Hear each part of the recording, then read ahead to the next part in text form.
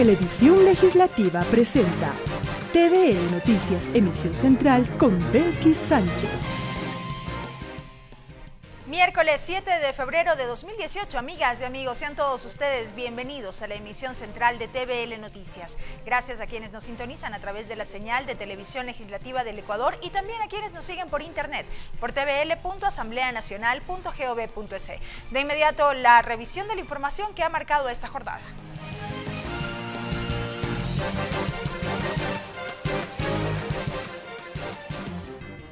Los consejeros de Participación Ciudadana expresaron su agradecimiento tras la solicitud que hizo la Comisión Interamericana de Derechos Humanos a la Corte Interamericana de Derechos Humanos para que expida medidas provisionales a favor de 3 consejeros y se deje sin efecto la implementación de un Consejo de Participación transitorio aprobado en la consulta popular.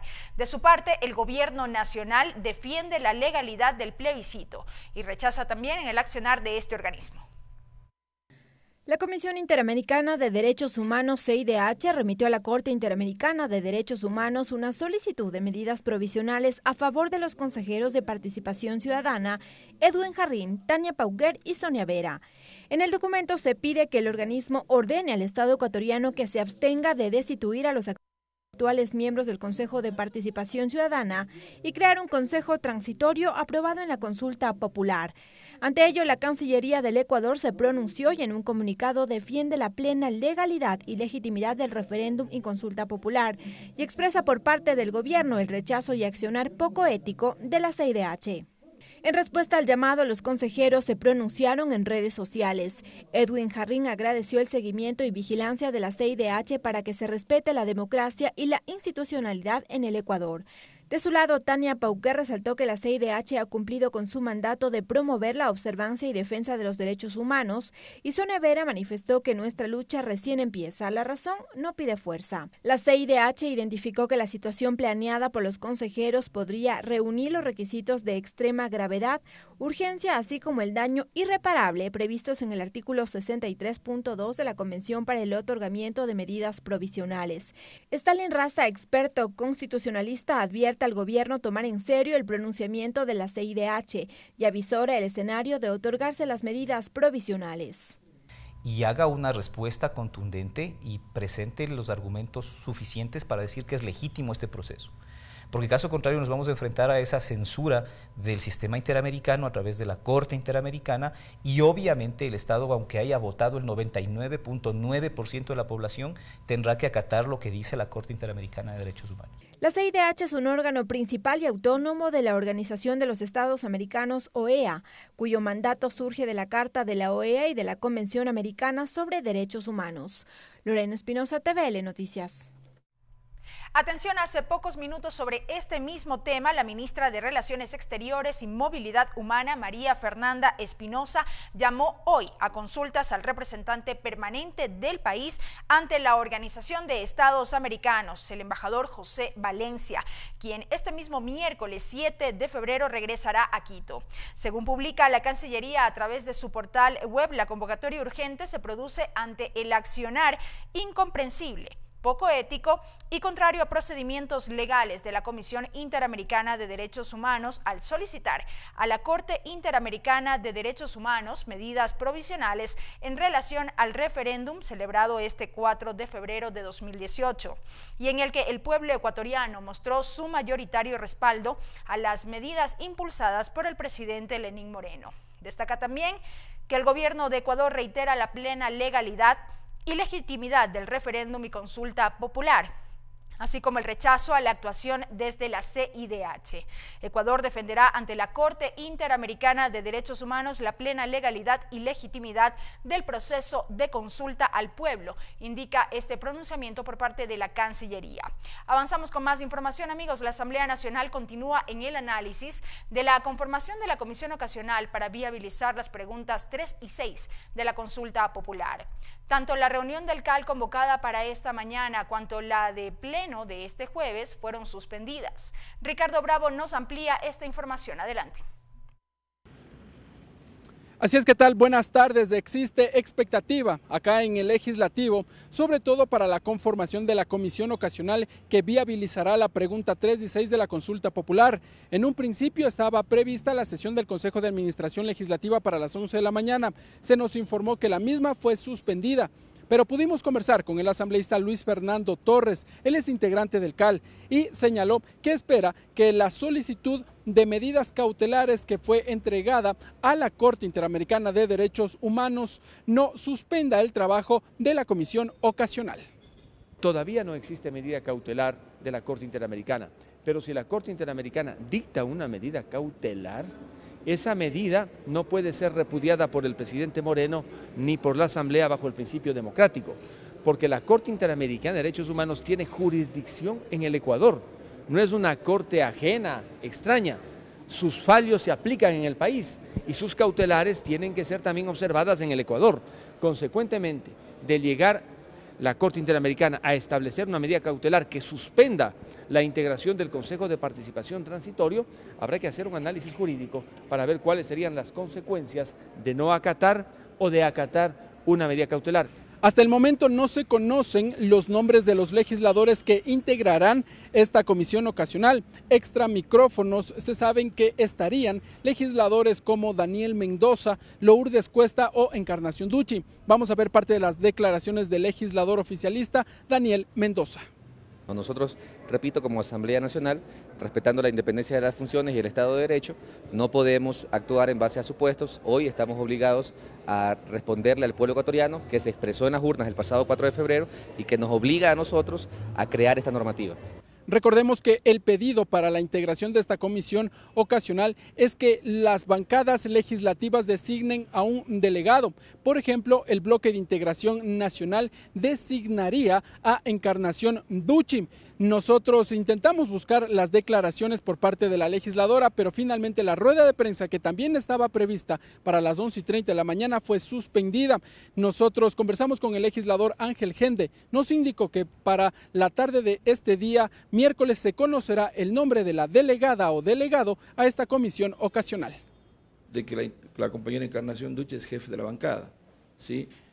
No hemos dispuesto un mecanismo de selección al interior de nuestra bancada, pero hay que tener en cuenta algunas situaciones, como por ejemplo, si se crea la comisión, aparte de la representación política de las bancadas, hay que reflejar también la composición del Estado plurinacional. Finalmente les contamos que la sesión del Pleno de la Asamblea Nacional, que estaba convocada para la tarde de este día jueves, fue suspendida. Como constaba en el orden del día, estaba la conformación de esta comisión ocasional. Nosotros estaremos a la expectativa de cuándo se instale esta sesión del Pleno de la legislatura. Hasta aquí este informe. Buenas tardes. Gracias a Ricardo Bravo por ese reporte. Ahora les contamos que las enmiendas constitucionales aprobadas en la última consulta popular no pasarán por la Asamblea Nacional, sino que entrarán en vigencia tras su publicación en el registro oficial, mientras que el legislativo se prepara para analizar dos proyectos de reformas legales. Una vez que se ha escrutado el 99,6% de todas las actas de la consulta popular y referéndum y que se ha confirmado la victoria del sí en las 7 preguntas, cabe la pregunta: ¿cuáles son las reformas legales que deben ser tramitadas por la Asamblea Nacional y cuáles no?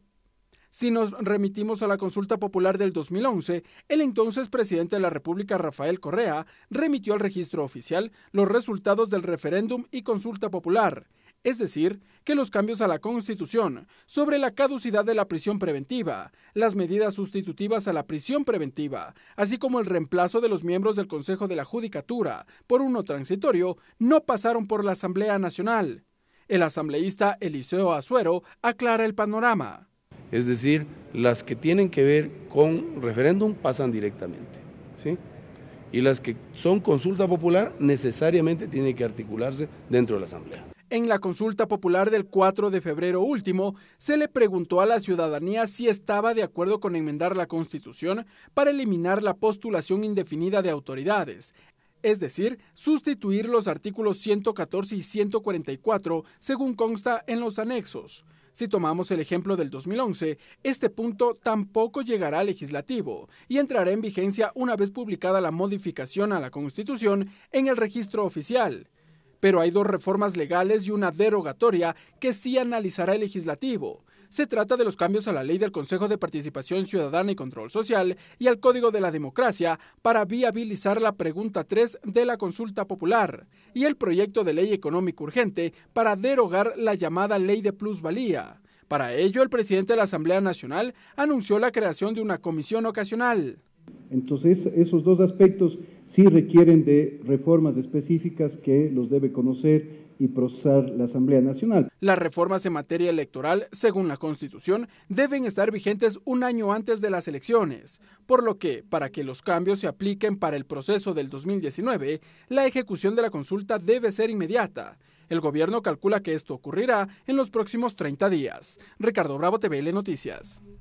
Cambiamos de tema. El ministro del Interior, César Navas, acudió a la Comisión de Relaciones Internacionales de la Asamblea, donde se pronunció sobre el estado de excepción decretado en San Lorenzo, provincia de Esmeraldas, tras el ataque con un coche bomba en un destacamento policial. El secretario de Estado además expuso las acciones implementadas en la frontera con Colombia y adelantó que la próxima semana se reunirá durante un gabinete con los ministros de seguridad del vecino país. Puedo informar que la próxima semana, el día miércoles, vamos a estar en Colombia teniendo una reunión entre los ministros del eje de seguridad con los ministros del eje de seguridad también de Colombia. El gabinete es el día 15, nosotros el día 14 tenemos una bilateral, digamos, con los ministros en el sector seguridad. Vamos a ver porque ellos están con una campaña importante, la campaña Atlas en la zona fronteriza, y yo creo que hay que mejorar un poco el flujo de información y también conocer los alcances de esta campaña, porque al fin y al cabo nosotros aquí en nuestra frontera es donde recibimos también parte de ese impacto, ¿no? Que son ya estos grupos que no optaron por la opción democrática o de formar un partido político, sino al crimen transnacional. Informamos también que sobre este mismo tema, el ministro de Defensa, Patricio Zambrano, también fue recibido en la Comisión de Soberanía y Relaciones Internacionales. Tendremos la ampliación de esa información en nuestra siguiente emisión informativa. Vamos a una pausa, amigos. Al volver, más noticias. No se vayan. Regresamos con TVL Noticias Emisión Central luego de la siguiente pausa promocional.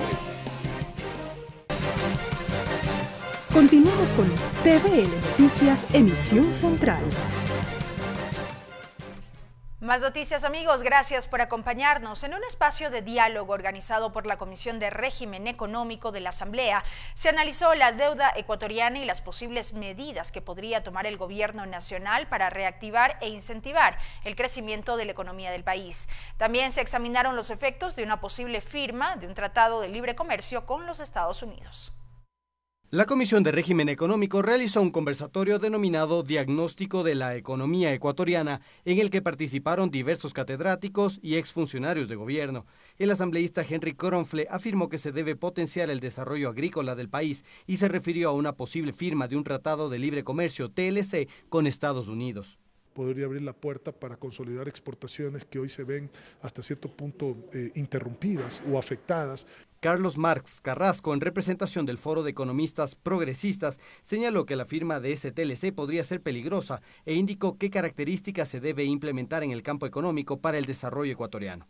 Debe ser de carácter redistributivo. Por su parte, los legisladores Juan Cristóbal Lloret y Vilma Andrade analizaron la situación financiera de la nación y el trabajo en este campo del gobierno nacional. Todavía no vemos un norte en torno a la gestión del presidente Moreno. Parte del compromiso fue 325.000 nuevas viviendas, la generación de 1 millón de empleos. También en esa misma entrevista ya vi que se redujo automáticamente a la mitad, dijeron 500.000 ya. El dinero de los ecuatorianos fundamentalmente está en el petróleo y el manejo que se haga de esos recursos. Por su parte, Jorge Orbe, del Centro de Economía Pública del Instituto de Altos Estudios Nacionales, IAEN, se refirió a la deuda externa mundial y particularmente la ecuatoriana. En el 2017, la deuda global asciende aproximadamente a 230 billones de dólares. Con el resto de países de América Latina, sin duda, Ecuador tiene los efectos, los indicadores más positivos respecto a los altos niveles de endeudamiento. Orbe puntualizó que el gobierno se plantea políticas para disminuir drásticamente el endeudamiento. Karel Sack, TVL Noticias. Este martes, en tanto, la Comisión de Régimen Económico realizó un seminario taller con consultores en Código de Comercio, puesto que la mesa elaborará el informe para segundo debate sobre esta temática. Según la legisladora Soledad Buendía, la actualización de dicho código permitirá mejorar los espacios de comercio, dinamizar la economía y garantizar la dolarización. Mientras que el legislador Franco Romero sostuvo que la norma es extensa, con más de 1000 artículos, por lo que la mesa continuará con la dinámica de dividir el trabajo por capítulos entre los asambleístas.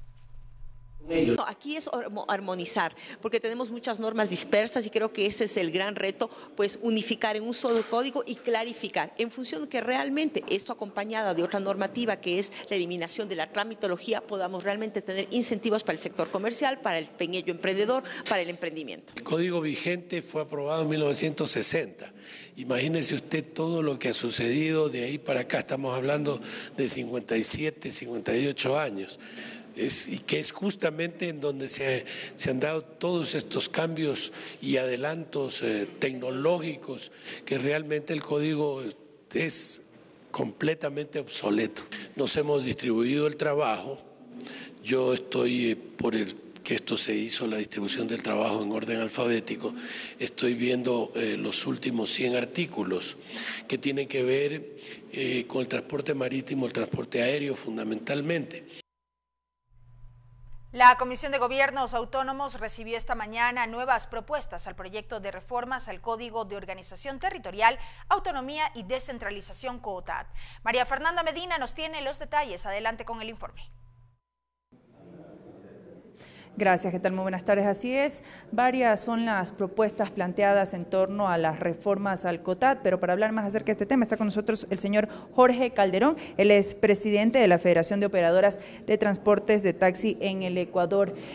¿Cómo le va, don Jorge? Un poco consultarle cuáles fueron las propuestas que ustedes plantearon aquí al interior de la Comisión de Gobiernos Autónomos. Muchas gracias. Considero que ha sido reiterativa la presencia de los señores taxistas ecuatorianos en esta importante comisión y en las diferentes comisiones que convergen la Asamblea Nacional.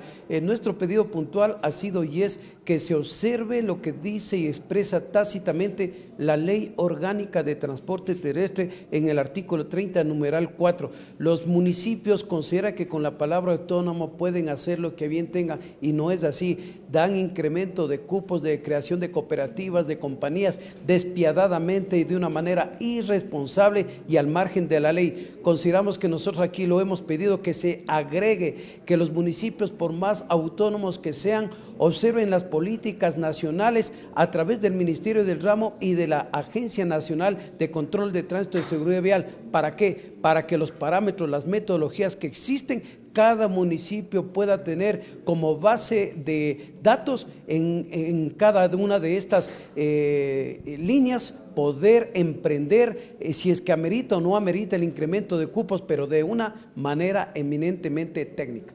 En todo caso, solo para finalizar, don Jorge, ustedes vienen ya peleando por este tema hace mucho tiempo y ustedes comentaban que se ha incrementado un cupo a lo largo de este tiempo, lo cual a ustedes no los beneficia.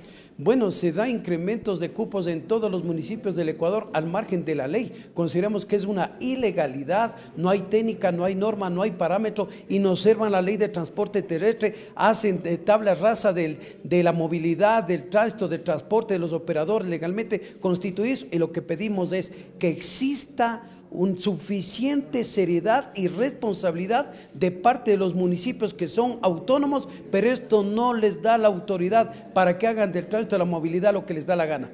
Muchísimas gracias. Son las opiniones de Jorge Calderón, presidente de la Federación de Operadoras de Transportes de Taxis del Ecuador. Como ya bien lo han anunciado, ellos seguirán en la lucha y estarán aquí al pendiente de lo que analice la Comisión de Gobiernos Autónomos. Hasta aquí el informe. Buenas tardes. Gracias, María Fernanda, por el reporte. Ahora les contamos que con el objetivo de potenciar las relaciones bilaterales, el Grupo Parlamentario de Amistad Ecuador-Rusia mantuvo una reunión de trabajo con representantes de la Cancillería. Se destacó la cooperación a nivel económico y académico, además de la intención de ambos gobiernos de visitas de alto nivel. El Grupo Parlamentario de Amistad Ecuador-Rusia mantuvo una reunión de trabajo con representantes de Cancillería en la que se destacaron las relaciones bilaterales entre ambas naciones. El presidente de este grupo, el asambleísta Rafael Quijije, informó que empresarios rusos vendrán a Manabí para reactivar la economía tras el terremoto del 16 de abril de 2016. Y los rusos van a ver qué es lo que, además de lo que se exporta camarón, rosa, cacao, quieren ver qué productos llevar a su país.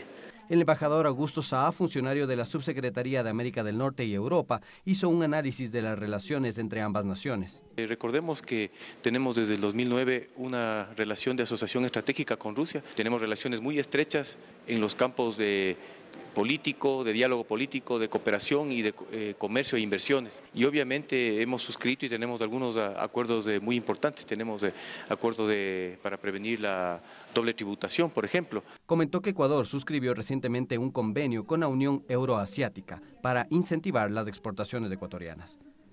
Está conformada por Rusia, Belarus y otros 4 estados de la región, Kirguistán, Armenia, Kazajistán, lo cual es una unión económica muy importante de casi 200 millones de personas. Y resaltó la intención mutua de ambos países para desarrollar visitas oficiales de alto nivel. Ratificaron la invitación al presidente Lenín Moreno a que haga una visita oficial a Rusia y nosotros como Ecuador estamos trabajando para que se pueda concretar la visita del presidente Vladimir Putin al Ecuador. Asimismo, se ponderó que Rusia ofrece becas para estudiantes ecuatorianos de tercer nivel, maestría y doctorado. Karel Sack, TVL Noticias.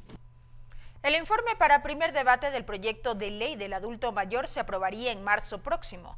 La normativa busca garantizar los derechos de este colectivo de atención prioritaria conformado por alrededor de 1 millón de ciudadanos. La Comisión de Derechos Colectivos continúa el tratamiento del proyecto de ley del adulto mayor. El presidente de la mesa legislativa, el asambleísta Jorge Corozo, informó para cuándo estaría listo el informe para primer debate. Que para nosotros es muy urgente, es prioritaria y muy importante, y lo que esperamos es avanzar antes de que termine el mes de febrero para poder tener un informe para primer debate y en el mes de marzo poder presentarlo ya al Pleno de la Asamblea Nacional. Y señaló cuáles son los deberes del Estado a favor de los adultos mayores. Garantizar que esa atención a la salud de las personas adultas mayores sea eficaz, sea efectiva y que quienes no lo hagan efectivamente respondan por sus malas acciones y mal uso.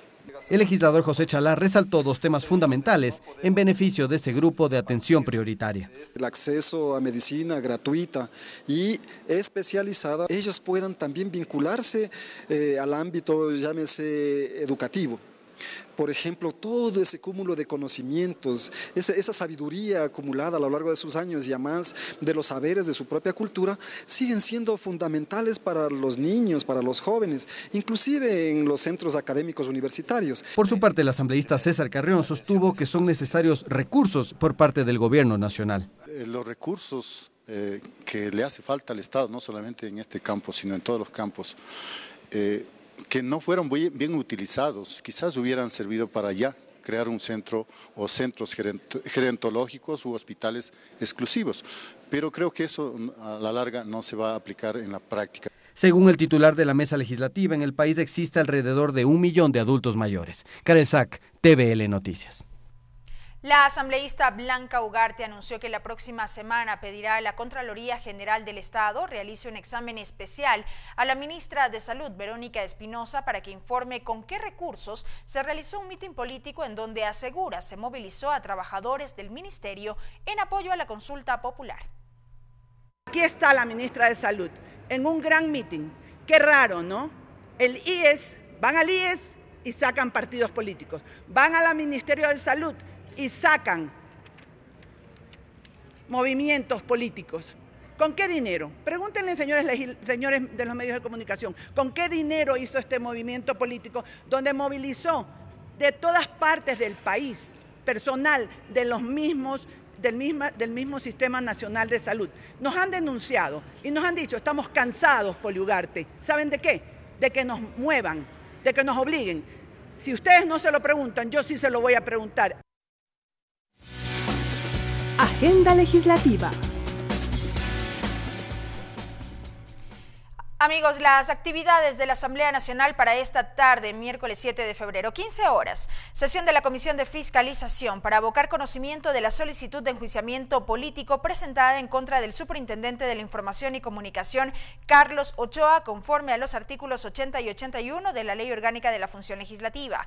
Verificar el cumplimiento de lo dispuesto en el artículo 131 de la Constitución de la República del Ecuador y 79 de la Ley Orgánica de la Función Legislativa. Esto será en el Salón de Expresidentes, segundo piso, Palacio Legislativo. 15 horas con 30, sesión de la Comisión Ocasional AMPETRA para la aprobación del informe sobre casos de abuso sexual suscitados en el sistema educativo. Salón 1, primer piso del Palacio Legislativo. Finaliza así la emisión central de TVL Noticias. Gracias por habernos acompañado. No olviden TVL Noticias, emisión estelar a partir de las 17 horas con 30. Una buena tarde. Televisión Legislativa presentó TVL Noticias, emisión central.